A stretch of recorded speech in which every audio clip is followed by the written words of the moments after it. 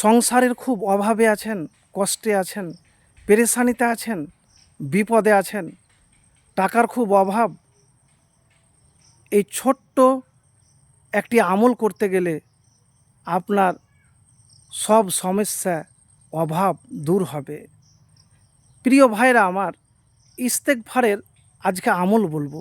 এই ইস্তেগফার যদি আপনি বেশি বেশি করে পাঠ করেন, আপনার সব সমস্যা অভাব দূর হয়ে যাবে।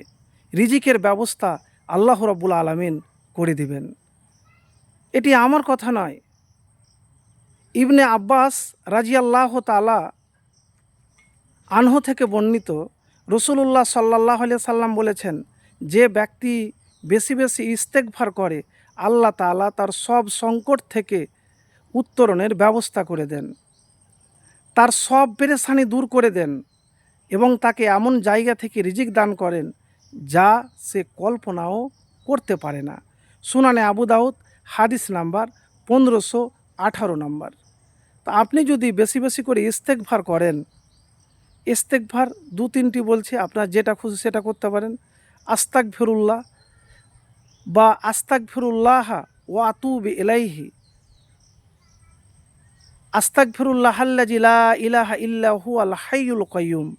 যে কোনো আপনি একটি ইস্তেগফার যদি বেশি বেশি করে করেন, তাহলে আপনার সব সমস্যা পেরেশানি দূর হয়ে যাবে এবং এমন জায়গা থেকে আল্লাহ আপনাকে রিজিক দিবেন যা আপনি কল্পনা করতে পারবেন না।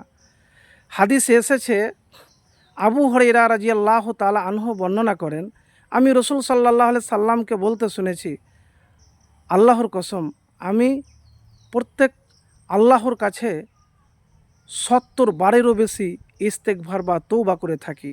সহিহ বুখারী হাদিস নাম্বার 6307।